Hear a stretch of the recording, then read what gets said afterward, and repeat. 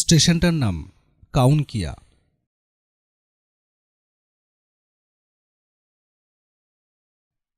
মাঝে মাঝে ভাবি কি এমন দরকার ছিল স্টেশনটার। সারাদিনে মাত্র দুটো ট্রেন যাওয়া আসা করে, একটা ভোর 4:45 ডাউন বসিরহাট লোকাল, সেইটাই আবার রাত 12:05 ফিরে আসে। কাউনকিয়ায় মিনিট খানিকের মতন দাঁড়ায়, তারপর একটা দীর্ঘ হর্ন বাজিয়ে সোজা চলে যায় রায়দিঘি জংশনে। 2 থেকে 3 জনের বেশি প্যাসেঞ্জার কখনোই উঠতে বা নামতে দেখিনি এই থমথমে কাউনকিয়া স্টেশনে। একটাই টিকিট কাউন্টার, টিকিট দেবার জন্য এবং ট্রেন যাওয়া আসার সময় গেট ফেলা এবং তোলবার জন্য একজনই লোক থাকে, আলীবাবু। এই টিকিট কাউন্টারটাই আলীবাবুর বাড়ি।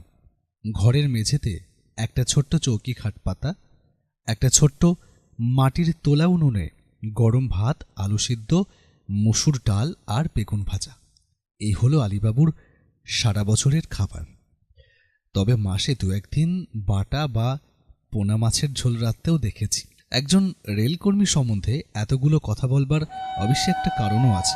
আজ থেকে 5 বছর আগে রাতের শেষ ট্রেন এসে থামল কাউনকিয়া স্টেশনে।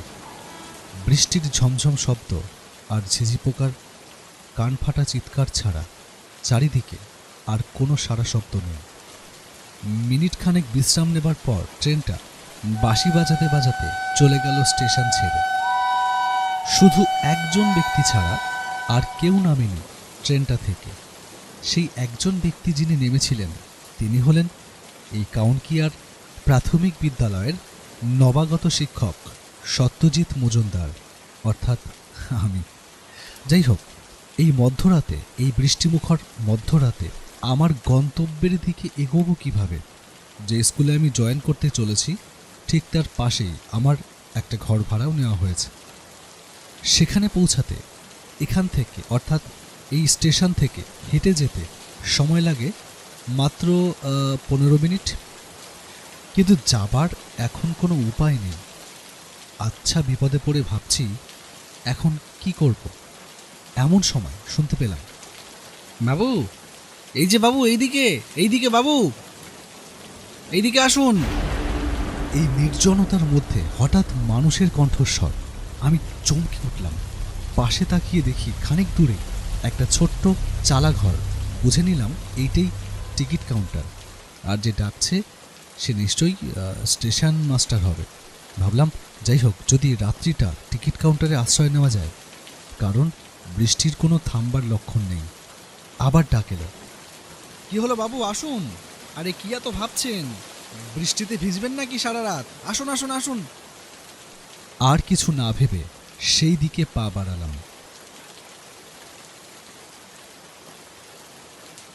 লোকটাকে প্রথমবার দেখেই বেশ ভালো লাগলো। বয়স আমারই মতন হবে, কিন্তু চোখে মুখে যে কি অদ্ভুত সারল্য। আমাকে দেখেই বাচ্চা ছেলের মতন একগাল হেসে বলল, আসুন বাবু, ভেতরে আসুন।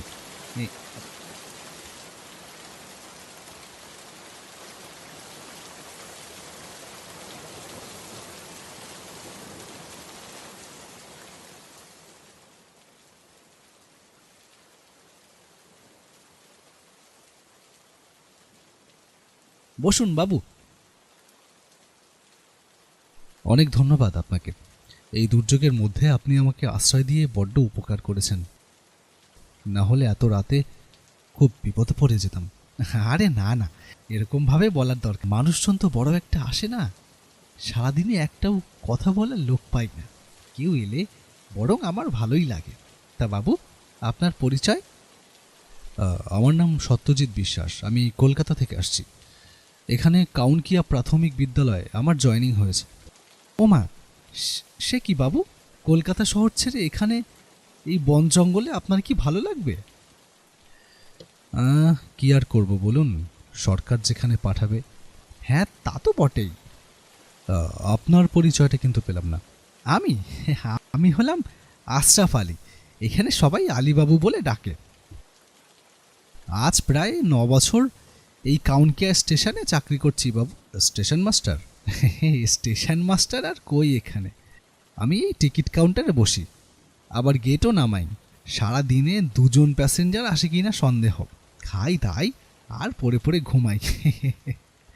যাকে বাবু, হাত মুখ ধুয়ে নিন, আমি ভাত বাড়ছি। বেশি কিছু রাঁধি না, একা মানুষ, বুঝতেই তো পারছেন, এই গরম ভাত, ডাল আর বেগুন ভাজা।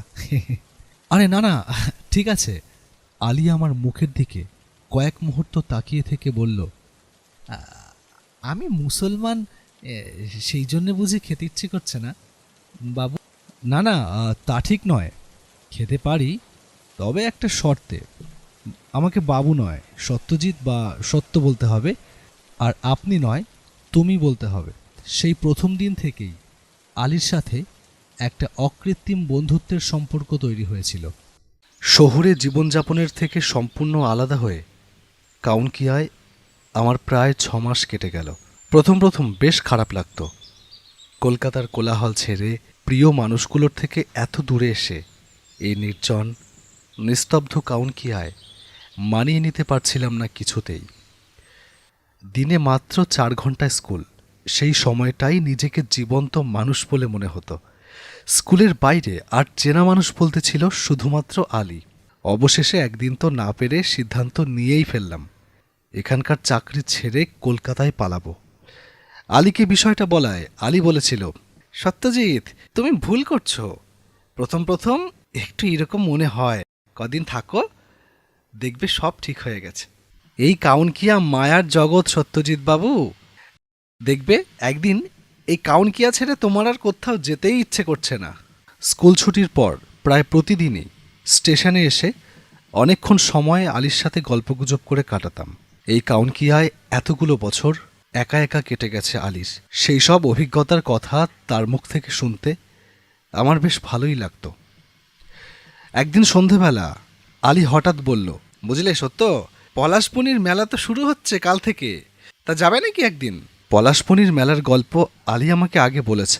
এই কাউনকিয়ার জঙ্গলটা পেরিয়ে একটা ছোট্ট আদিবাসী গ্রাম আছে, তার নাম পলাশপনি। প্রত্যেক বছর শীতের শুরুতে আদিবাসীদের একটা নিজস্ব মেলা বসে। আমি বললাম, তা যাওয়াই যায়, চলো একদিন। তাহলে কালই চলো সত্যজিৎ, কাল তো রবিবার, তোমার স্কুল বন্ধ, বেলায় বেলায় বেরুলে সন্ধ্যের আগে ফিরে আসা যাবে। ঠিক আছে, তাহলে চলো কালকেই। আলীর নিজের একটা সাইকেল আছে। আমি স্কুলের এক সহকর্মীর কাছ থেকে তার সাইকেলটা ধার নিয়ে রওনা দিলাম পলাশপনির উদ্দেশ্যে। কাউনকিয়ার এদিকে ওদিকে মাঝে মাঝে ঘোরাঘুরি করেছি বটে, কিন্তু এই জঙ্গলের পথে এর আগে কখনো আসিনি। আমি প্রকৃতিপ্রেমিক নই, বরাবরই কলকাতার শহুরে জীবনকেই নিজের প্রকৃতি বলে মনে করেছি। কাউনকিয়ার জঙ্গলে আমি যেন নতুন করে আবিষ্কার করলাম নিজেকে। এখন বর্ষাকাল নয়, কিন্তু কাল ভোররাতে হঠাৎ বৃষ্টি নেমেছিল। বহুদিনের শুকনো মাটি হঠাৎ বৃষ্টিস্নাত হয়েছিল কাল ভোর রাতে। তার সোদা গন্ধ এখনও ভেসে আসছে। তার সাথে মিশে রয়েছে নাম না জানা কোনো এক ফুলের অদ্ভুত মিষ্টি গন্ধ। আলী বলল, বুঝলে সত্যজিৎ, জঙ্গল তো এখন অনেক কমে গেছে। আমি যখন প্রথম এখানে আসি তখন ছিল সত্যিকারের কাউনকিয়ার জঙ্গল। দিনের বেলা সূর্যের আলো মাটিতে পৌঁছতো না। আচ্ছা আলী, তখন এই জঙ্গলে বাঘটাক কিছু ছিল না? মাঝে মাঝে রাতের বেলা বাঘের ডাক শোনা যেত বটে, কিন্তু চোখে কখনো দেখিনি, বুঝলে। জঙ্গলের ভেতর থেকে একটা আবছা পথের রেখা এসে আমাদের পথের সাথে মিশেছে। আমি হঠাৎ দাঁড়িয়ে পড়লাম। আলীকে জিজ্ঞেস করলাম, আলী, এই পথটা কোন দিকে গেছে? এই পথেও পলাশবনি যাওয়া যায়, কিন্তু এই পথে কেউ যায় না শুনে আমার বেজায় কৌতূহল হলো। আমি ফেলুদার ফ্যান, রহস্যের গন্ধ পেলে মনের ভিতরটা কেমন যেন একটা মোচড় মেরে ওঠে। বললাম, পলাশবনি যাওয়া যায় যখন, তখন এই পথেই যাওয়া যাক না। আলী হঠাৎ যেন গর্জন করে উঠল, না, খবরদার সত্যজিৎ, ভুলেও এ পথে না, যেমন যাচ্ছি তেমনই চলো। আলী, আরে চলোই না বাবা, কি হবে? সত্যজিৎ, এই জঙ্গল সম্বন্ধে তুমি কিচ্ছু জানো না, সে পরে জানা যাবে ক্ষণ, এখন চলো তো। সত্যজিৎ! আলীর তীব্র নিষেধ উপেক্ষা করে আমি সেই আবছা পথে সাইকেলের চাকা গড়িয়ে দিলাম। আর ঠিক সেই সময় আমার সাথে যা ঘটল তার জন্যে আমি মোটেও তৈরি ছিলাম না। এই রাস্তায় ওঠার সাথে সাথে আমার মনে হলো সাইকেলটার ওপর যেন আমার কোনো নিয়ন্ত্রণ নেই। কারা যেন বাতাসের বেগে উড়িয়ে নিয়ে যাচ্ছে সাইকেলটা, শুদ্ধ আমাকে। আমি বুঝলাম সাইকেলের চাকা আর মাটি ছুঁয়ে নেই, তা যেন শূন্যের ওপর দিয়ে ভেসে চলেছে। অপ্রত্যাশিত ঘটনায় আমার সমস্ত অনুভূতি যেন হারিয়ে গেল। কোথায় যাচ্ছি আমি, কি হতে চলেছে আমার সাথে, সেই উৎকণ্ঠা যেন আমার চিন্তা জগতের বাইরে চলে গেছে। কাঠের পুতুলের মতন আমি নিথর হয়ে বসে রইলাম সাইকেলের ওপর। হঠাৎ রাস্তা শেষ হয়ে শূন্যের পথ বেয়ে নিচে নামতে শুরু করলাম। আমার চেতনা তখনও জাগ্রত হয়নি, শুধু এইটুকুনি বুঝলাম মৃত্যুর সাথে আমার শীঘ্রই দেখা হতে চলেছে। যখন চোখ মেললাম দেখলাম আলী সারল্য মাখা মুখ নিয়ে আমার দিকে তাকিয়ে আছে।